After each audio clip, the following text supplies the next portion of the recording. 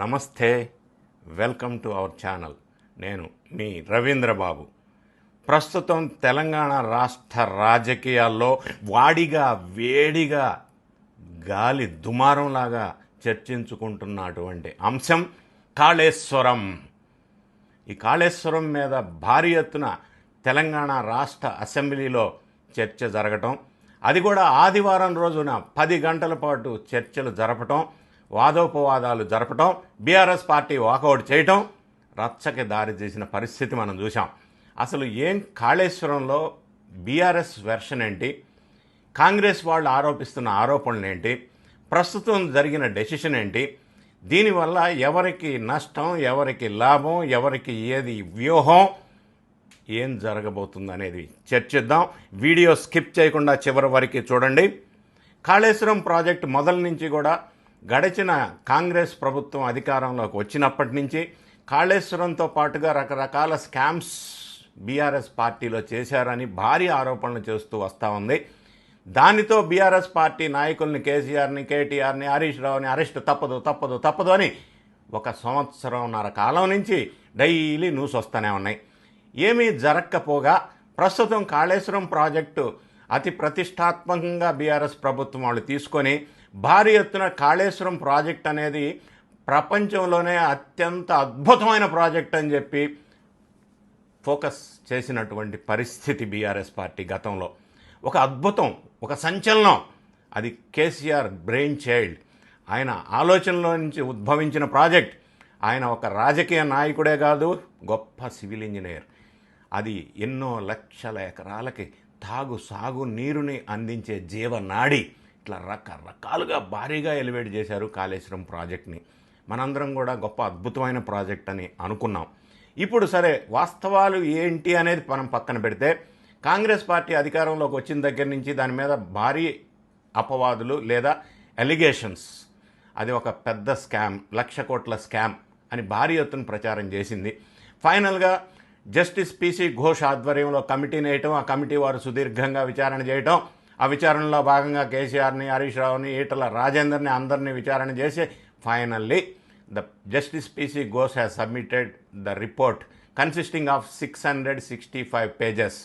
ఆ రిపోర్ట్ని తీసుకున్న తర్వాత కాంగ్రెస్ పార్టీ వాళ్ళు ఒక ఎక్స్పర్ట్స్ అఫీషియల్ కమిటీని వేసి దాన్ని కంప్రెస్ చేసి సూక్ష్మంగా అందులో ఉన్న బుల్లెట్ పాయింట్స్ మాత్రమే తీసుకొని ఒక 65 పేజీల రిపోర్ట్ తీసుకొని దాన్ని చర్చకు పెట్టి అందరికీ ప్రచారం తీసుకొచ్చారు.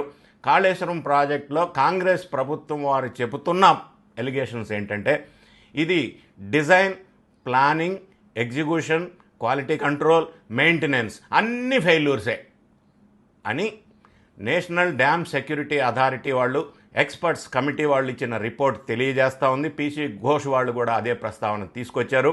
కాబట్టి ఇది టోటల్గా కేసీఆర్ ధనార్జన కోసం మాత్రమే ఈ ప్రాజెక్ట్ చేశారు.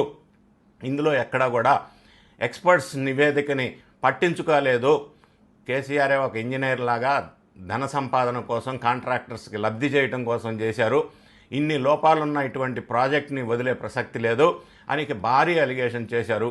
ఫైనల్గా నిన్న అసెంబ్లీలో చర్చ సందర్భంలో మరి బీఆర్ఎస్ పార్టీ జుట్టు, కేసీఆర్ జుట్టు మన రాష్ట్ర ముఖ్యమంత్రి రేవంత్ రెడ్డి గారి చేతిలో ఉంటుంది.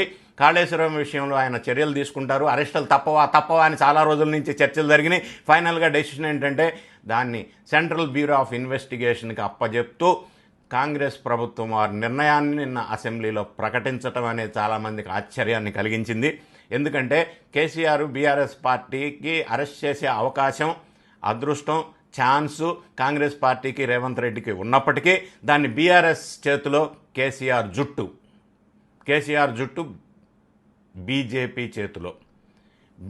చేతిలోకి కేసీఆర్ బీఆర్ఎస్ పార్టీ జుట్టుని రేవంత్ అందించడంలో వ్యూహం ఏంటి అనేది మనం ఒక్కసారి ఆలోచించినట్టయితే, కేసీఆర్ని లేదా బీఆర్ఎస్ పార్టీకి సంబంధించిన నాయకుల్ని రేవంత్ రెడ్డి అరెస్ట్ చేయటం వల్ల కక్షపూరితంగా అరెస్ట్ చేశారనేది ఒకటి సింపతి వెళ్తుంది. ఆ సింపతి వెళ్ళటం వల్ల గతంలో పక్క రాష్ట్రంలో జరిగిన విధంగా మాజీ ముఖ్యమంత్రిని అరెస్ట్ చేస్తే వచ్చిన ఆ సింపతి వేవ్ మళ్ళీ బీఆర్ఎస్కి, కేటీఆర్కి, కేసీఆర్కి ఉపయోగపడి ఎక్కడ ఇబ్బందికరమైన వాతావరణం వస్తుందో అని ఆశించి రేవంత్ రెడ్డి గారు సెంట్రల్ బ్యూరో ఆఫ్ ఇన్వెస్టిగేషన్ సిబిఐకి అప్పచెప్పారు. ఎందుకంటే ఈ కాళేశ్వరంలో సెంట్రల్కి సంబంధించిన చాలా అంశాలు కూడా ఉన్నాయి. అది సిడబ్ల్యూసి కావచ్చు, ఎక్స్పర్ట్స్ కమిటీ కావచ్చు, అంతర్రాష్ట్రాలకు సంబంధించిన అంశాలు కాబట్టి ఇవన్నీ ఉండటం వల్ల సిబిఐకి హ్యాండ్ ఓవర్ చేశాం, వాళ్ళు విచారణ చేసి నిగ్గు తేలుస్తారని కంక్లూడ్ చేశారు. సిబిఐకి ఇవ్వటం వల్ల ఈ రాజకీయ విమర్శలు ఏమొస్తున్నాయంటే బీఆర్ఎస్ పార్టీ అంటుండొచ్చు కాంగ్రెస్ బీజేపీ ఒకటే అని, బీజేపీ వాళ్ళు ఎప్పటి నుంచో అంటున్నారు కాంగ్రెస్ బీఆర్ఎస్ ఒకటే అని. ఇలా రాజకీయ విమర్శలు పక్కన పెడితే ఈ విషయం ముందుగానే బయటికి తెలిసినట్టయితే ఇంతకాలం నుంచి బీజేపీ వాళ్ళు డిమాండ్ చేస్తున్న అంశం ఏంటంటే కాళేశ్వరం ప్రాజెక్ట్ సిబిఐకి అప్పచెప్పండి అని ఎప్పటి నుంచో అడుగుతున్నారు. మరి సడన్గా ఇట్లా అప్పచెప్పే ముందు వాళ్ళకి సమాచారం కనుక ఉంటే హౌస్లో ఏలేటి మహేశ్వర్ రెడ్డి గారు బీజేపీ ఫ్లోర్ లీడర్ గారు దాన్ని అవకాశంగా ఉపయోగించుకొని మరి సిబిఐకి అప్పచెప్పండి అని ఉండే మైలేజ్ తీసుకొని ఉండేవాళ్ళము. అటువంటి అవకాశం ఇవ్వకుండా సిబిఐకి అప్పచెప్పటంలో మరి బీఆర్ఎస్ పార్టీ వాళ్ళు కొంత ఉపశమనం కలిగించే అంశం ఉంది. ఏంటంటే రేవంత్ రెడ్డి చేతిలో అరెస్ట్ కావటం కంటే కూడా సిబిఐ వాళ్ళ ఎంక్వైరీ అనేది సెంట్రల్లో ఉన్న బీజేపీ శుభ ఆశీస్సుల మీద ఆధారపడి ఉంటుంది. మరి వాళ్ళు సీరియస్గా చేసుకోవాలా దర్యాప్తు అనుకుంటే చేయగలరు, లేదా బీజేపీ ఆశీస్సులు ఉంటే అది ఎన్ని సంవత్సరాలు పడుతుందో కూడా తెలీదు. ఈ విధంగా బీఆర్ఎస్ పార్టీ కొంత వెసులుబాటుగా కూడా అనిపించే అంశం అయితే ఇబ్బందికరమైన అంశం ఏంటంటే మరి బీఆర్ఎస్ జుట్టు బీజేపీ చేతిలోకి వెళ్తే ఎప్పటికీ వాళ్ళు ఏ విధంగా చేస్తే ఆ విధంగా ఆడాల్సి ఉంటుంది. గతంలోనే బీఆర్ఎస్ బీజేపీ ఒకటే అని చెప్పి చాలా రకాలుగా కామెంట్స్ వచ్చినాయి. మరి ముఖ్యంగా కవిత బీఆర్ఎస్ బీజేపీలో విలీనం అయిపోతుంది అది ఇది అని పంచాయతీ డిస్కషన్లు జరిగినాయి. ఇవన్నీ అంశాలను దృష్టి పెట్టుకుంటే ఎప్పటికైనా బీజేపీలో బీఆర్ఎస్ వెళ్ళక తప్పదా, ఈ కేసు కూడా సిబిఐ చేతిలో ఉంది కాబట్టి అని ఒక అంశం అయితే, మరి అసెంబ్లీలో జరిగిన చర్చల్లో మనం జస్టిస్ ఘోష్ కమిటీ రిపోర్ట్లో 266 టైమ్స్ కేసీఆర్ పేరు ప్రస్తావన తీసుకురావటం, 63 సార్లు మరి హరీష్ రావు గారి ప్రస్తావన తీసుకురావటం, ఇవన్నీ విషయాలను చూసినప్పుడు బీఆర్ఎస్ వాదన ఏంటంటే మాకు section 8B and section 8C కింద నోటీసులు ఇవ్వలేదు కాబట్టి జస్టిస్ ఘోష్ రిపోర్ట్ క్వాష్ చేయండి అని సుప్రీంకోర్టుకి హైకోర్టుకి కూడా తిరుగుతూ ఉన్నారు. వాళ్ళు కోర్టు బాట పట్టారు. దీనికి రేవంత్ రెడ్డి గారి సమాధానం ఏంటంటే గతంలో విద్యుత్ కొనుగోళ్ల ఒప్పందంపై section 8B and section 8C నోటీసులు ఇవ్వటం వల్ల నోటీసులు ఇచ్చారు, ఇవ్వకూడదు అని వాళ్ళు అన్నారు. ఇప్పుడు ఇవ్వకపోతే ఇవ్వాల్సిందంటున్నారు. ఈ విధంగా ఉంది అని చెప్పి ఆయన ఎండగట్టే ప్రయత్నం చేశారు. అయినప్పటికీ బీఆర్ఎస్ వాళ్ళు ఇప్పటికీ మాట్లాడుతున్న అంశం మనం ఒకసారి పరిశీలించినట్టయితే కాళేశ్వరం అంటే 3 బ్యారేజీలు, 222 గేట్లు, 228 పిల్లర్లు, 15 రిజర్వాయర్లు, 19 సబ్స్టేషన్స్, 21 పంప్ హౌస్లు, 203 కిలోమీటర్ల సొరంగాలు, 1531 కిలోమీటర్ల గ్రావిటీ కెనాల్స్, 98 కిలోమీటర్ల ప్రెజర్ మెయిన్స్, తర్వాత 141 టీఎంసీ స్టోరేజ్ కెపాసిటీ, 530 మీటర్ ఎత్తుకు లిఫ్ట్, 240 టీఎంసీల నీటి వినియోగం. ఇది కాళేశ్వరం ప్రాజెక్టు సమగ్ర స్వరూపం. అటువంటిది ఒక పిల్లరో 2 పిల్లరో కూలితే సరి చేసుకోవాలి కానీ కాళేశ్వరం మొత్తానికి కూలిపోయిందని అపవాదు చేయకూడదు అనేది బీఆర్ఎస్ వాదన. ఏదేమైనా అసెంబ్లీలో కేసీఆర్ గారు వచ్చి మాట్లాడి ఉంటే మరి వేరే రకంగా ఉండేదేమో. మరి ఎందుకో తెలియదు ఆయన అసెంబ్లీకి రాకపోవటం, కేటీఆర్ లేదా హరీష్ రావు గారి నేతృత్వంలోనే చర్చ జరగటం, వీళ్ళు అసెంబ్లీని బాయ్కట్ చేయటం, రకరకాల అంశాలు వెలుగులోకి వచ్చినాయి. ఫైనల్గా కూడా రేవంత్ రెడ్డి గారు సర్కార్ తీసుకున్నటువంటి కాళేశ్వరం ప్రాజెక్ట్ సిబిఐ చేతిలోకి వెళ్ళటం అంటే బీఆర్ఎస్ పార్టీ కేసీఆర్ గారి జుట్టు బీజేపీ చేతిలో పెట్టారు.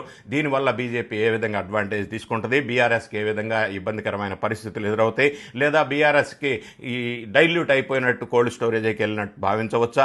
మరి కాంగ్రెస్ రేవంత్ రెడ్డి గారు బీఆర్ఎస్ కేసీఆర్ వాళ్ళని అరెస్ట్ చేయాలన్న అపవాదు సింపతి రాకుండా సేఫ్ గేమ్ ఆడారా అన్న విషయాలన్నీ కూడా ముందు మనం వేచి చూద్దాం ఏం జరుగుతుందో కాళేశ్వరంలో. Thank you so much for watching.